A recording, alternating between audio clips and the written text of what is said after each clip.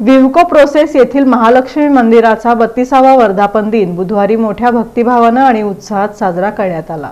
विवको process येथील महालक्ष्मी मंदिराचा 32वा वर्धापन दिन मोठ्या भक्तिभावात आणि उत्साहात साजरा करण्यात आला। 1994 साली विवको प्रोसेस संस्थेच्या तत्कालीन कामगार संघटनेच्या वर्गणीतून या मंदिराची स्थापना करण्यात आली होती। महालक्ष्मी देवस्थान चॅरिटेबल ट्रस्टच्या माध्यमातून श्री महालक्ष्मी देवीच्या प्राणप्रतिष्ठापनेचा 32वा वर्धापन दिन मोठ्या उत्साहात साजरा करण्यात आला। या निमित्तानं सकाळी महालक्ष्मी देवीच्या मूर्तीला अभिषेक करण्यात येऊन अलंकार परिधान करण्यात आले। यानंतर होमहवन विधीचा कार्यक्रम झाला। भाविकांना प्रसादाचं वाटप करण्यात आलं। सायंकाळी 6 वाजता 108 सुवासिनींच्या हस्ते श्री लक्ष्मी सहस्त्रनाम कुंकुमार्चना कार्यक्रम पार पडला।